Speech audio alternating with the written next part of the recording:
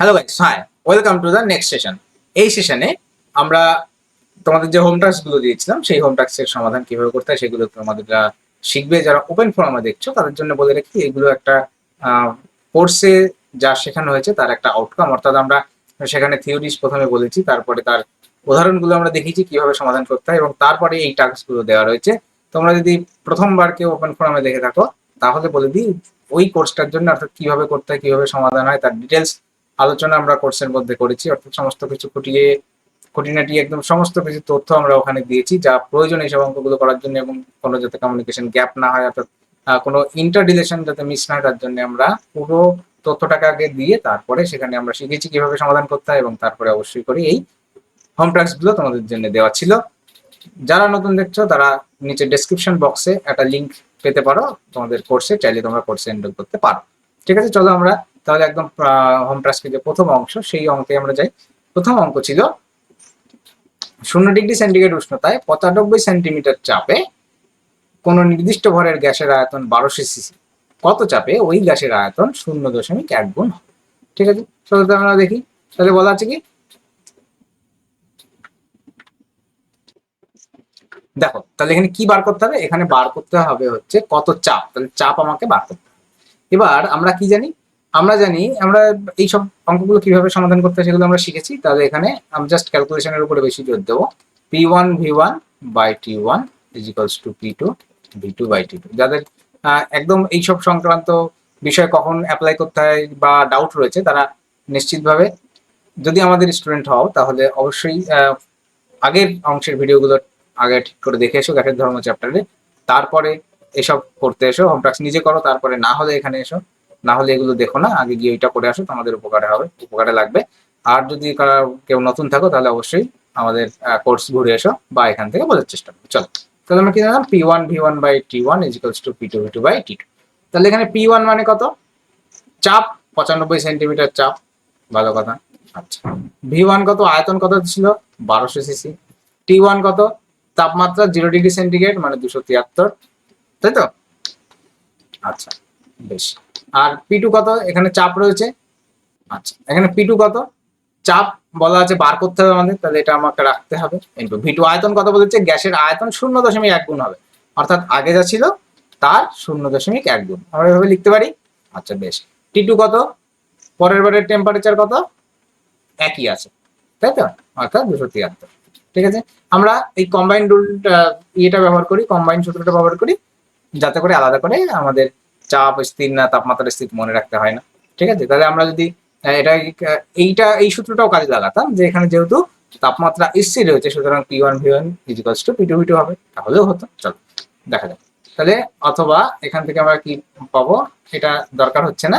তাহলে P2 is equals to কি দাঁড়াচ্ছে, P2 ইজ ইকুয়ালস টু দাঁড়াচ্ছে, দেখো এখানে 1200 কাটবে, তাহলে P2 ইজ ইকুয়ালস টু 95/0.1। ঠিক আছে, তাহলে ইজ ইকুয়ালস টু এখানে 10 চলে যাবে উপরে, তাহলে হবে হচ্ছে 950। ঠিক আছে, 950 সিসি। ওকে, চলো আমরা পরের উদাহরণ যাবো, সরি পরের হোম টাস্কে যাবো। পরের কোশ্চেন, কর্ক দিয়ে বন্ধ করা একটি বায়ুপূর্ণ ফ্লাক্সের উষ্ণতা 30 ডিগ্রি সেন্টিগ্রেড এবং চাপ 76 সেন্টিমিটার। উষ্ণতা বাড়তে থাকলে যখন ফ্লাক্সের ভেতরের চাপ প্রাথমিক চাপের 1.5 গুণ হয় তখন কর্কটি ছিটকে খুলে যায়। কোন উষ্ণতায় কর্কটি ছিটকে যাবে, অর্থাৎ আমাকে এখানে উষ্ণতা বার করতে হবে। একই রকম ভাবে এখানে তাহলে P1 V1/T1 is equals to P2 V2/T2 আমি যদি অ্যাপ্লাই করি, তাহলে এখানে প্রাথমিক চাপ কত ছিল, P1 ছিল 76 সেন্টিমিটার পারদস্তম্ভ। ওকে, ভালো কথা। V1 আয়তন কত ছিল, আচ্ছা আয়তন দেখো এখানে আয়তন কিন্তু সেম থাকবে, কারণ আমরা ফ্লাক্সের মধ্যে তার ওর গ্যাসের আয়তন বাড়তে পারবে না, কারণ ওর যে দেওয়াল ফ্লাক্সের ভিতরের যে আয়তনটুকু সেটুকুই থাকবে। তাহলে আমাদের এখানে V1টা আমরা এভাবেই রাখতে পারি, কারণ পরের বার আমরা V1ই লিখবো। আচ্ছা, T1 কত, 30 ডিগ্রি সেন্টিগ্রেড, অর্থাৎ 273 প্লাস 30 অর্থাৎ 303। ওকে, ইজিক্যালস টু কি দাঁড়াবে, এটা গেল P1 V1 ইজিক্যালস two P2 V2। তাহলে P2 কত, এখানে P2 হচ্ছে প্রাথমিক চাপের 1.5 গুণ, প্রাথমিক চাপ ছিল 76 গুণ 1.5, তাই তো, ইন্টু আয়তন, আয়তন দেখো V1ই থাকবে পরের বার, বাই T2 অর্থাৎ তাপমাত্রা, তাপমাত্রা আমাদেরকে বার করতে হবে যে কোন তাপমাত্রায় খুলে যাবে। এবার দেখো V1 কেটে গেল, এবার এটি ক্যালকুলেশন পার্ট, আর কিছু নেই অঙ্কের মধ্যে। তাহলে টি টু দেখো 76 কেটে গেল, তাহলে টি টু ইকুয়ালস টু কি হচ্ছে 303 গুণ 1.5, ঠিক আছে, অর্থাৎ 3×15 45 আর 3×15 45, ঠিক আছে, তাহলে 454.5 কেলভিন, ঠিক আছে। এবার তোমাদের যেটা খেয়াল করতে হবে যে অপশন দেখতে হবে পরীক্ষার সময় যে কেলভিনে রয়েছে না সেলসিয়াসে রয়েছে। এবার আমরা প্রথমে এটাকে কেলভিনে বার করলাম, এবার আমরা সেলসিয়াসে বার করতে গেলে এটা 454.5 থেকে 273 বাদ দিয়ে দেবো, ঠিক আছে। তাহলে কত দাঁড়াচ্ছে, এবার যেটা বাদ দিয়ে দাঁড়াবে 0.5181 ডিগ্রি সেন্টিগ্রেড, এটাও করা যেতে পারে, ঠিক আছে। চলো আমরা প্রতিবেদনে যাই। কোশ্চেন নাম্বার 3, 273 ডিগ্রি সেন্টিগ্রেড উষ্ণতায় 1140 মিলিমিটার চাপে 1 লিটার কার্বন ডাই অক্সাইডের গ্যাসের অণুর পরিমাণ কত? বেশ, দেখো তাহলে প্রথমে কি রয়েছে, একটা তাপমাত্রা দেওয়া রয়েছে, চাপ দেওয়া রয়েছে, আয়তনও দেওয়া রয়েছে। কার্বন ডাই অক্সাইড গ্যাসের অণু, এবার বার করতে হবে হচ্ছে অণু। এবার আমরা কি জানি, অণুর পরিমাণ যখন আমার বার করতে হবে তখন আমার কি লাগবে, এনটিপিতে ওই গ্যাসের আয়তন লাগবে। কেন? কারণ আমরা জানি যে এনটিপিতে 22.4 লিটার গ্যাসের মধ্যে 6.03 × 10⁻23 পিস অণু রয়েছে। তাহলে আমরা ওই এনটিপিতে যদি আয়তন বার করতে, তাহলে আমরা কম্পারিজন করে তাহলে তার মধ্যে অণুর সংখ্যা বার করতে পারবো। এক্ষেত্রে আমরা এই গ্যাসটাকে অর্থাৎ কার্বন ডাইঅক্সাইডকে এনটিপিতে কত আয়তন হবে ওই পরিমাণ যে গ্যাস, সেইটা আমরা বার করে নেব। তার জন্য আমরা কি করতে হবে, তার জন্য আমরা সেই P1V1/T1 = P2V2/T2 এই সূত্রটার কাজে লাগাবো, তাই তো। তাহলে এখানে P1 কত, P1 হচ্ছে চাপ কত বলা আছে 1140 মিলিমিটার, বেশ ভালো কথা 1140। আচ্ছা, এবার হচ্ছে V1 আয়তন কত 1 লিটার, ওকে। আচ্ছা, T1 চাপ তাপমাত্রা কত 273 ডিগ্রি সেন্টিগ্রেড, ওকে, সেন্টিগ্রেড আছে, তাহলে আমাকে কেলভিনে নিতে হবে, অর্থাৎ 273 × 273 মানে 546 হয়ে গেল, ইজিকলস টু P2 কত, চাপ কত বলা আছে, পরের বার চাপ হচ্ছে, এবার এনটিপিতে ধরবো আমি এগুলো সব, ঠিক আছে। তাহলে এনটিপিতে চাপ কত হয় 760 মিলিমিটার। আচ্ছা, আয়তন আমাকে বার করতে হবে V2টা। আচ্ছা, T2 কত, উষ্ণতা কত থাকে এনটিপিতে 273, তাই তো। তাহলে এবার দেখতে হবে যে V2-র পরিমাণ কি বার হচ্ছে। তাহলে এখানে দাঁড়াচ্ছে 2, এখানে আমি যদি একটা কাটাকাটি করি তাহলে 2 দিয়ে হচ্ছে 57, 19 3 4, তাহলে V2 কত দাঁড়াচ্ছে 3/4 লিটার। তাহলে আমরা এখান থেকে কি বার করতে পারলাম যে ওই যে পরিমাণ কার্বন ডাই অক্সাইড গ্যাস ছিল ওইটাকে যদি আমি এনটিপিতে কনভার্ট করি, অর্থাৎ এনটিপির কনভার্ট বলতে এনটিপির অনুসারে অর্থাৎ প্রমাণ চাপ ও উষ্ণতায় ওইটার আয়তন হবে হচ্ছে 3/4 লিটার, অর্থাৎ 0.75 লিটার। এবার আমরা কি জানি, এবার আমরা জানি যে 22.4 লিটার কার্বন ডাই অক্সাইডের মধ্যে প্রমাণ উষ্ণতায় 22.4 লিটার কার্বন ডাই অক্সাইডের মধ্যে অণু পরিমাণ কত 6.023 × 10⁻23 পিস, তাই তো। তাহলে আমাকে বার করতে হবে কত 3/4 লিটার। তাহলে 3/4 লিটার ওই গ্যাসের মধ্যে ক পিস থাকবে, তাহলে এখানে নিচে হচ্ছে 22.4 গুণ 3/4 এত পিস থাকবে। তাহলে আমরা যদি করি তাহলে কাটাকাটি করলে এখানে যাচ্ছে 10, তাহলে 4 আর 2 6 8। এবার এখানে হালকা ক্যালকুলেশন দেখো কতটা বার হয়, তার মানে আমরা একটা শূন্য বেশি পেলাম। দেখো এবার আমরা যখন এখানে দেখছি যে ক্যালকুলেশনটা একটু জটিল, এখানে কাটাকাটি তেমন কিছু হচ্ছে না, তখন আমরা অ্যাপ্রক্সিমেট একটা ভ্যালু দিয়ে আমরা প্রশ্নের সমস্যার সমাধান করার চেষ্টা করবো। দেখবো আমার এবারে একটু অপশনে খেয়াল করবো যে মোটামুটি কত কাছাকাছি আসতে পারে। দেখো এক্ষেত্রে রয়েছে 22.4 গুণ 4, তার মানে এখানে 3 6 18, তার মানে উপরের দিকে আমি যদি এটা গুণ করি দাঁড়াচ্ছে 18.069 বাই নিচে দাঁড়াচ্ছে কত 4 4 16, আর হচ্ছে দাঁড়াচ্ছে বা আমি অত দূর না গিয়ে আমি যদি 10টা না নিই তাহলে আমি আরেকটু কাছাকাছি আসতে পারি, অর্থাৎ 89 89 18/89। এখানে মোটামুটি কত কাছাকাছি দাঁড়াতে পারে, অর্থাৎ 18/90 এরকম একটা অ্যাপ্রক্সিমেট ভ্যালু আসছে। 18/90 মানে 1/5, অর্থাৎ 1/5, অর্থাৎ অ্যাপ্রক্সিমেটলি 1/5 এর কাছাকাছি আসছে, তাই তো। এবার অ্যাপ্রক্সিমেটলি 1/5 মানে আমি এখানে ধরতে পারি 1/5 × 10⁻23, অর্থাৎ আমি যদি এখানে কাটাকাটি নিই একটা 10 আমি বার করে নিই তাহলে অ্যাপ্রক্সিমেটলি 2 × 10⁻22, এরকম আসবে। এবার দেখবো যে অপশনে কোনটা এর কাছাকাছি রয়েছে। ঠিক আছে, তাহলে এটা হচ্ছে অ্যাপ্রক্স ভ্যালু, এটা হচ্ছে অ্যাপ্রক্স ভ্যালু। ওকে, তাহলে আমরা এই অ্যাপ্রক্স ভ্যালু ব্যবহার করেও আমরা মাঝে মাঝে এরকম ক্যালকুলেশন করতে পারবো, যেখানে কাটাকাটি যাচ্ছে না, পরীক্ষার হলে এত সময় নেই, মাথা হেজিয়ে যাবে, সেই জন্য আমরা এরকম অ্যাপ্রক্সিমেট ভ্যালুতে যাব, আশা করি উত্তর পাওয়া যাবে। ঠিক আছে, তাহলে 2 এর কাছাকাছি দেখবো কোন ভ্যালু আছে সেটাতে, আর যদি একান্তই নাই হয় সব কাছাকাছি থাকে তাহলে একটু ক্যালকুলেশন করতে হবে, কিছু করার নেই। ঠিক আছে, চলো আমরা পরের উদাহরণে যাবো। কোশ্চেন নাম্বার 4, 0°C উষ্ণতায় 57 সেন্টিমিটার চাপে কোনো নির্দিষ্ট ভরের গ্যাসের আয়তন 600 সিসি, কত চাপে ওই গ্যাসের আয়তন 1/4 হবে। ঠিক আছে, চলো এটা একদম নর্মাল উদাহরণ রয়েছে, চাপ বার করতে হবে, তাই তো? আচ্ছা, আয়তনটা 1/4 হবে বলা আছে। আচ্ছা, উষ্ণতা কিন্তু সেম। ঠিক আছে, তাহলে উষ্ণতা আমরা নাও লিখতে পারি, তাহলে আমরা কি লিখবো, P1 V1 = P2 V2। যারা একটা সূত্র ব্যবহার করতে চাও তারা নিচে অবশ্যই T1 T2 লিখতে পারো, কারণ নিচে কেটে যাবে, সেই জন্য লেখার কোনো প্রয়োজন পড়ছে না। এবার হচ্ছে 57 সেন্টিমিটার চাপে, ভালো কথা। আচ্ছা, আয়তন কত, 600 সিসি। P2 কত চাপ সেটা আমাদেরকে বার করতে হবে। আয়তন কত বলেছে, 1/4 হবে, তার মানে 600/4। তাহলে এটা কেটে গেল, তাহলে P2 কত হলো, 4 7 28 8 হাতে 2, 4 5 20 আর 2 22, 228 সেমি পারদস্তম্ভের চাপ। ঠিক আছে, তাহলে এটা হচ্ছে ওই চাপে ওই গ্যাসের আয়তন 1/4 হবে। ঠিক আছে, চলো আমরা পরের উদাহরণে যাই। 620 কেলভিন উষ্ণতায় 1 বায়ুমণ্ডলীয় চাপে একটি আদর্শ গ্যাসের আয়তন 2 লিটার। গ্যাসের উপর কত চাপ প্রয়োগ করলে 558 কেলভিন উষ্ণতায় গ্যাসের আয়তন 0.450 ঘন সেন্টিমিটার হবে? বেশ, দেখো এখানে কিন্তু একটু টুইস্টিং আছে। কি টুইস্টিং আছে? আচ্ছা, প্রথম হচ্ছে এটা কেলভিনে রয়েছে, এটা কেলভিনে রয়েছে, সুতরাং এখানে চাপ নেই, আয়তনে চাপ, এই তাপমাত্রায় চাপ নেই। আয়তনে দেখো এটা বলা হচ্ছে 2 লিটার, আবার আরেকটা বলা হচ্ছে ঘন সেন্টিমিটার। ঠিক আছে, এইখানে কিন্তু একটু নজর দিতে। তাহলে আমরা জানি কি 1 লিটার মানে হচ্ছে 1 ঘন ডেসিমিটার।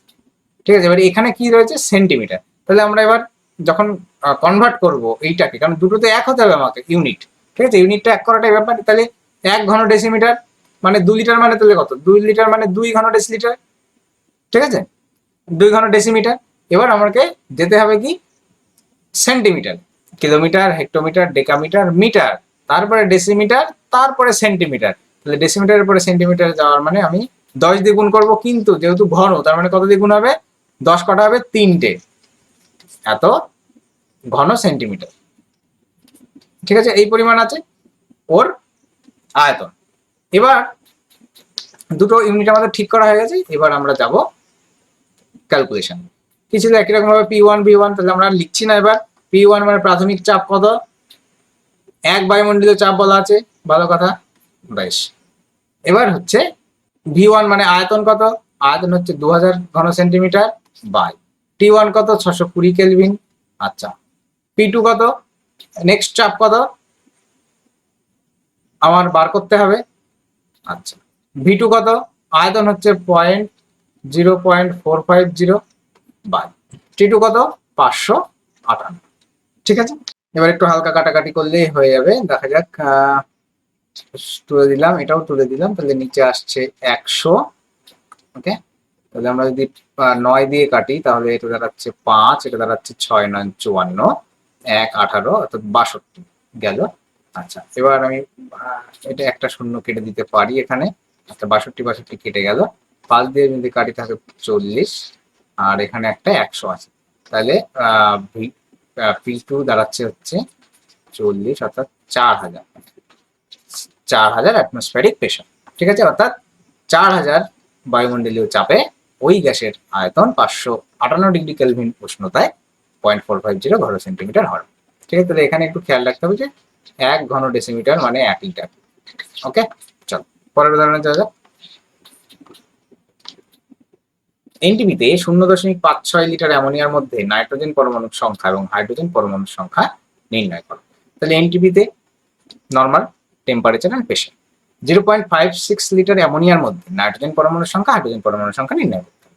বেশ, দেখো তাহলে এনটিপিতে আমরা কি জানি 22.4 লিটার এই পরিমাণ অ্যামোনিয়ার মধ্যে পরমাণুর সংখ্যা কত, এই অণুর সংখ্যা কত, 6.023 ইন্টু 10⁻23 এতটা, তাই তো? তাহলে এই 0.56 এই পরিমাণ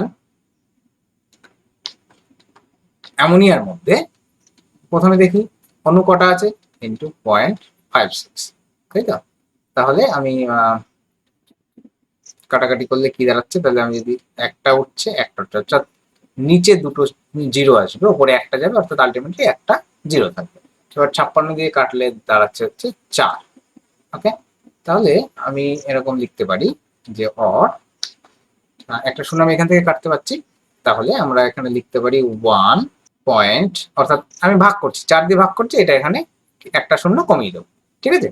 তাহলে 1 থাকছে 20, অর্থাৎ 0.5, আবার একটা জিরো চলে আসবে, তাহলে থাকছে হচ্ছে 23, অর্থাৎ 4 5 20, 3575, ওকে, ইন্টু 10⁻22 এত পিস থাকছে 0.56 লিটার অ্যামোনিয়ার মধ্যে। এবার দেখো, এবার বলা আছে নাইট্রোজেনের পরমাণু, তাহলে অ্যামোনিয়া মানে কি, NH3, তাই তো?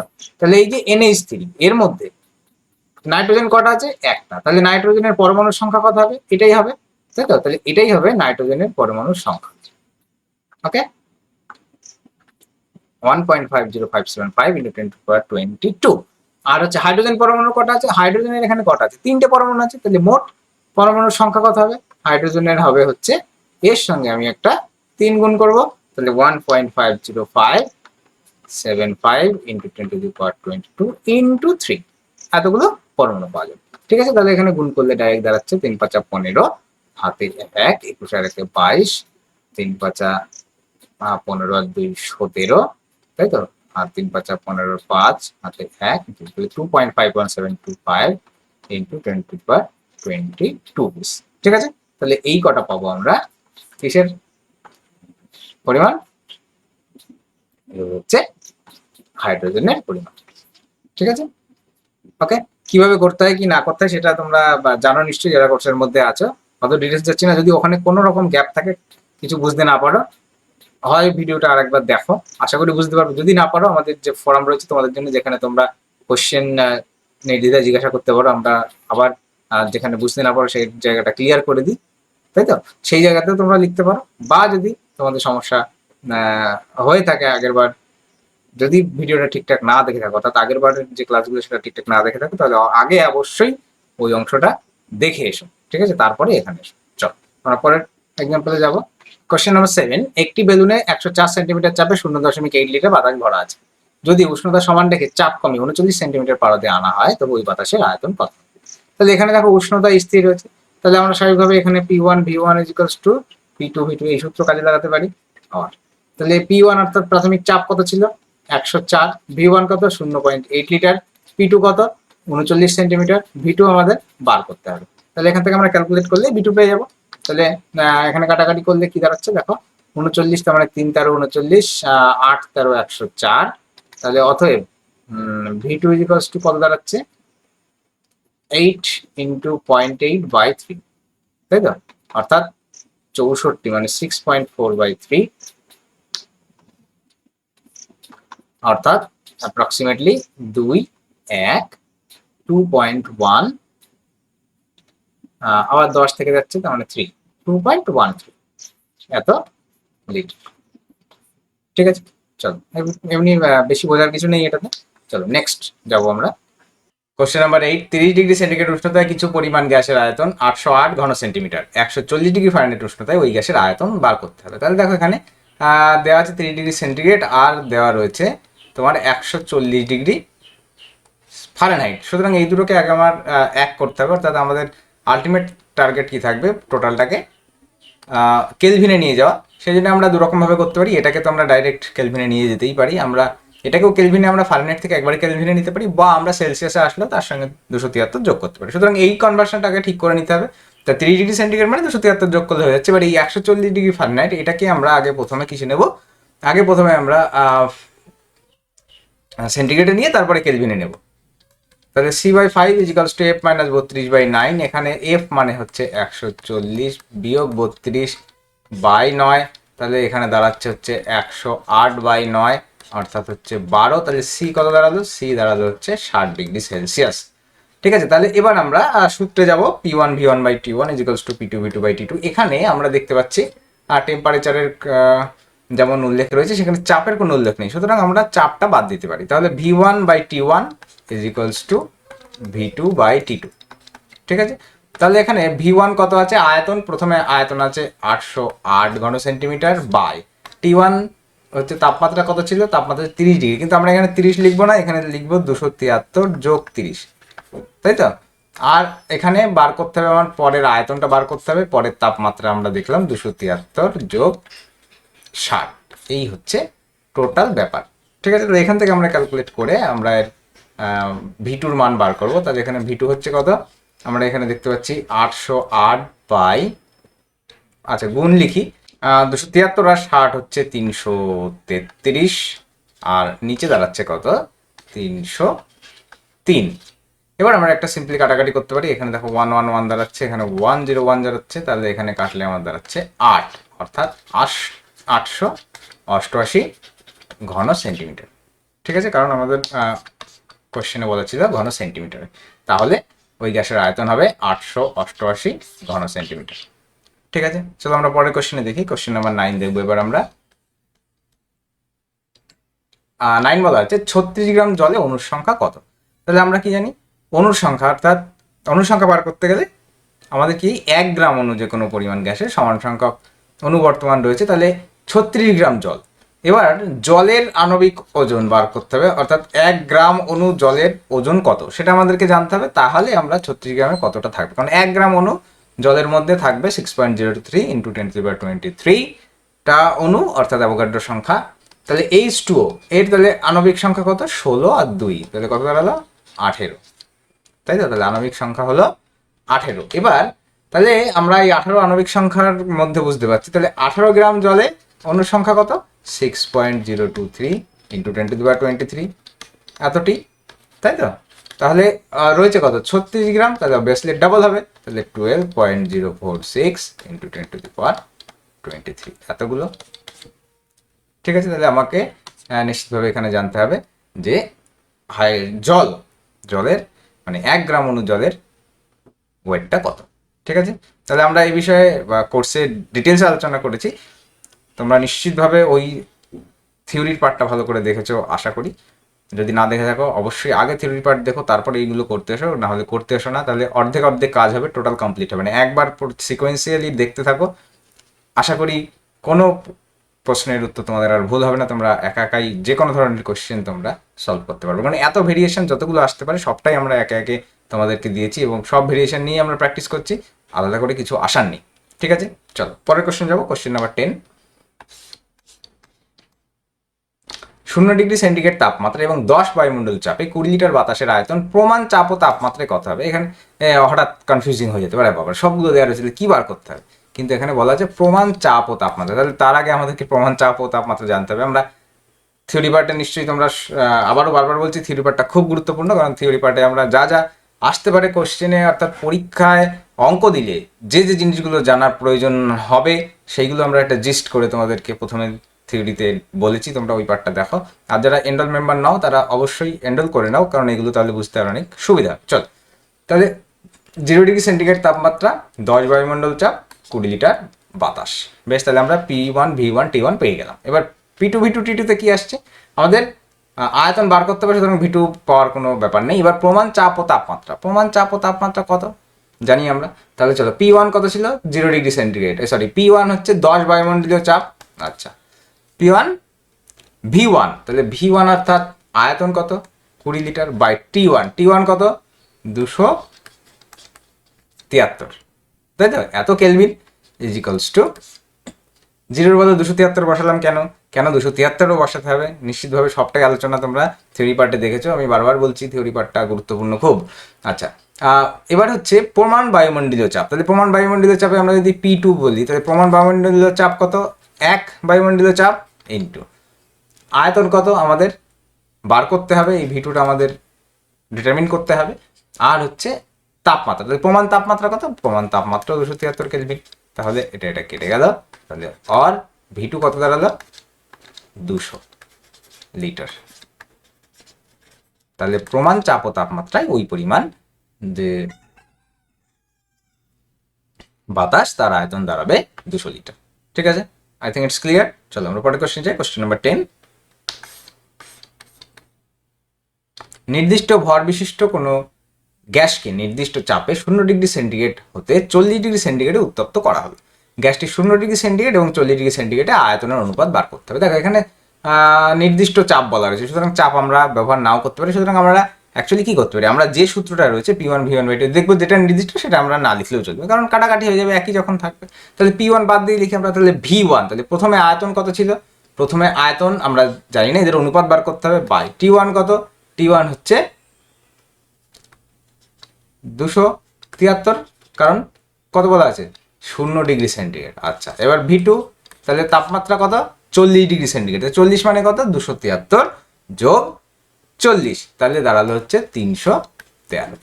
ঠিক আছে, তাহলে আমাদের বার করতে হবে এদের আয়তন অনুপাত। তাহলে অবভিয়াসলি আমরা প্রথমটা আগে নেব, তাহলে V1/V2 ইকুয়ালস টু 273/313। ঠিক আছে, I hope it is clear. আর এখানে আর কাটাকাটি যাবে না, তাহলে অনুপাত হচ্ছে 273 ইন্টু 313। ঠিক আছে, চল আমরা পরে কোশ্চেন যাই। কোশ্চেন নাম্বার 12, 3 মোল অক্সিজেনের ওজন কত গ্রাম। বেশ, তাহলে আমরা 1 মোল কাকে বলি, 1 মোল আর 1 আণবিক ওজন হচ্ছে সমান 1 গ্রাম অণুর যা ওজন, 1 গ্রাম অণু পরিমাণ যে অক্সিজেন সেটাই হচ্ছে তার 1 মোল পরিমাণ অক্সিজেনের ওজন।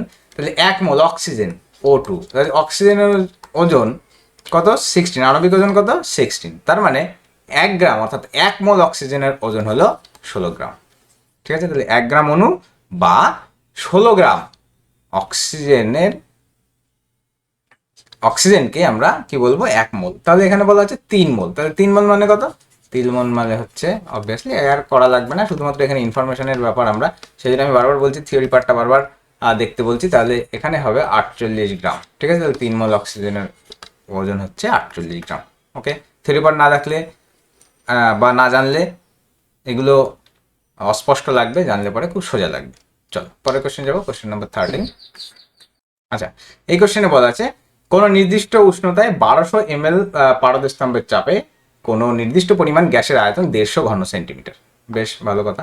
আর কি বলা হচ্ছে একই উষ্ণতায় কোন চাপে গ্যাসের আয়তন 450 ঘন সেন্টিমিটার হবে। দেখো এরকম করে না ক্যালকুলেট না করা লাগলেও হয়, যে আমরা সূত্রে না বসালেও হবে, কারণ হচ্ছে দেখা বলা আছে কি 150 ঘন সেন্টিমিটার, সেটা হবে 450 ঘন সেন্টিমিটার। কিন্তু এখানে একটা জিনিস খেয়াল রাখতে হবে, আমরা যদি এটা গুলিয়ে ফেলি যে 150 থেকে যখন 450 ঘন সেন্টিমিটারে গেল তার মানে চাপটাও বেশি লাগবে না, কিন্তু কারণ আমরা কি জানবো চাপ যদি আমরা বাড়িয়ে ফেলি তাহলে আয়তন কিন্তু কমে যাবে, সুতরাং চাপ কিন্তু আমাকে কমাতে হবে। তাহলে এখানে 3 গুণ যদি আমার আয়তন হয়ে যায় তাহলে চাপ কিন্তু 3 গুণ কম হবে, তার মানে হয়ে যাবে হচ্ছে 400 মিলিমিটার। ঠিক আছে, তাহলে 400 মিলিমিটার পারদস্তম্ভের চাপে কিন্তু ওই পরিমাণ গ্যাসের আয়তন 450 ঘন সেন্টিমিটার হবে। ঠিক আছে, তোমরা চাইলে ক্যালকুলেট করেও দেখতে পারো। আমরা এখানে P1 হচ্ছে বলা আছে 1200 ইন্টু V1 হচ্ছে তোমার 150, তাই তো।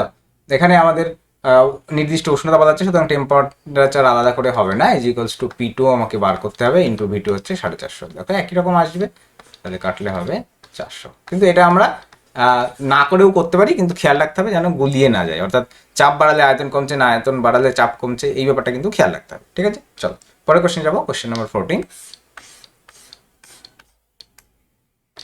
0 ডিগ্রি সেন্টিগ্রেড উষ্ণতা হইতে কোনো গ্যাসকে উত্তপ্ত করলে উহার চাপ ও আয়তন উভয়ই 3 গুণ বৃদ্ধি পায়, গ্যাসের অন্তিম উষ্ণতা কত হইবে। একই রকম ব্যাপার, একই রকম সব ক্যালকুলেশন, শুধু এখানে একটু লজিক কার্ড লাগাতে হবে যে এক্স্যাক্ট নিউমেরিক্যাল ভ্যালু দেওয়া নেই, এটা গুণ দিয়ে দেওয়া আছে। ঠিক আছে, চলো তাহলে আমরা এখানে P1 কত পাচ্ছি, 0 ডিগ্রি সেন্টিগ্রেড উষ্ণতায় কোনো কিছু বলা নেই, আমরা P1টাকে P1ই ধরে নিচ্ছি। তাহলে P1 into V1 by T1 বলা হচ্ছে কত 273, আমার কিন্তু উষ্ণতাটা বার করতে হবে, সুতরাং এটা আমাকে লিখতে হবে কারণ উষ্ণতা বার হবে।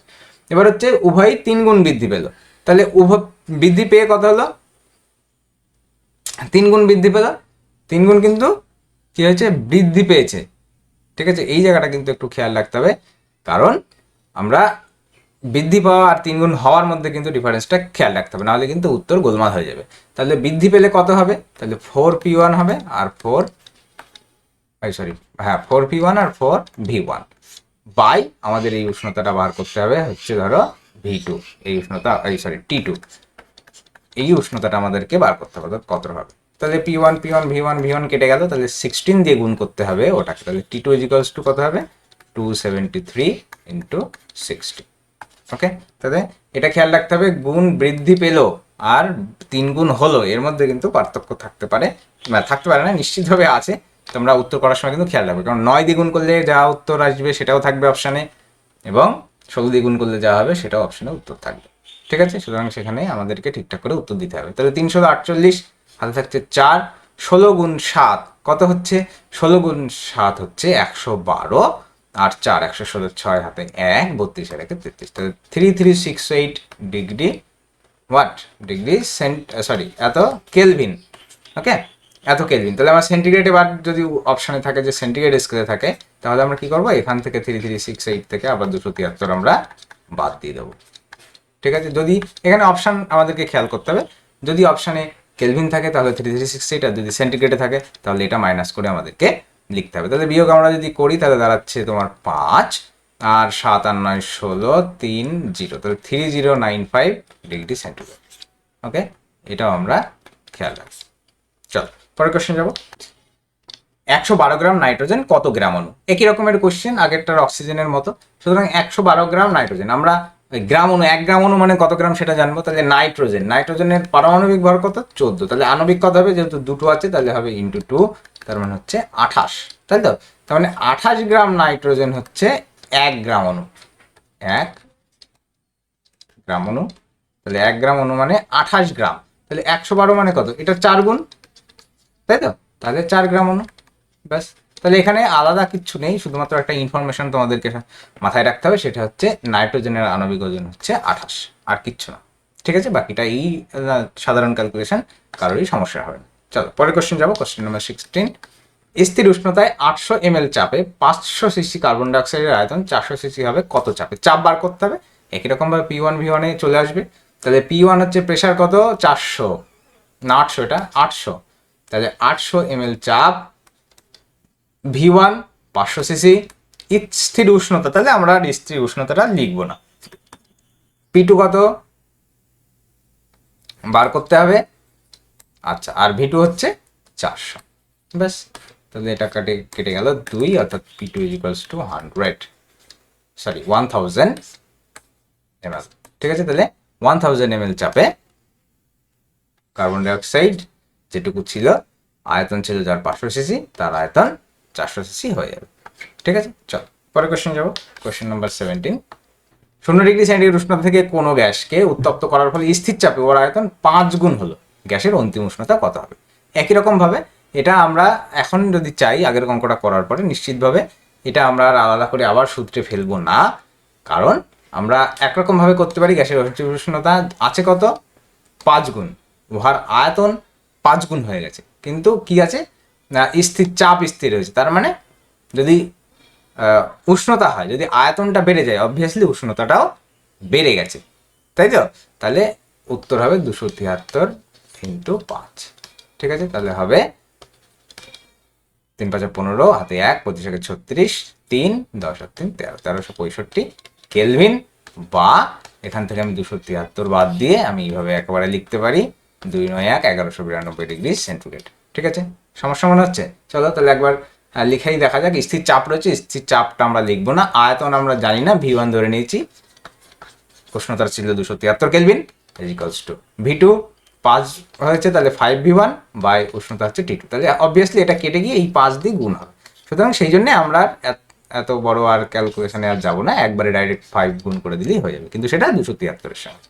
ওকে, চল আর খেয়াল রাখতে হবে কেলভিনে না সেলসিয়াসে, এইটা সবসময় আমাদেরকে খেয়াল রাখতে হবে যে অপশনটা কিসে দেওয়া আছে। যদি কেলভিনে থাকে একরকম উত্তর হবে, সেলসিয়াসে কিন্তু আর একরকম উত্তর হবে। কিন্তু আমরা কোশ্চেন করার সময় অর্থাৎ সলভ করার সময় কোনো সময়ই শূন্য ধরে সলভ করব না, শূন্য ধরে আমরা বার করব, প্রথমে সেলসিয়াস থাকলেও সেটাকে কেলভিনে নিয়ে যাব, কারণ এই যে সম্পর্কটা P1 V1 বাই T1, এখানে কিন্তু আমরা কেলভিন ব্যবহার করেই ওই সম্পর্কটা স্থাপন করেছিলাম।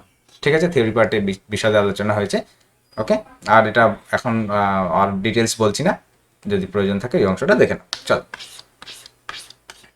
এবং সেই অংশটা ওপেন ফোরামে নেই, সেটা কোর্সের মধ্যেই আছে, এটাও একটা ফ্যাক্ট, না হলে আবার কোথায় খুঁজবে, বলে দিলাম এই জন্য। চল, বলা যায় 6.023 ইন্টু 10⁻20, এটা পাওয়ার ধরে নিতে হবে। হ্যাঁ, 10⁻20 সংখ্যক অক্সিজেন অণুর আয়তন এনটিপিতে কত হবে?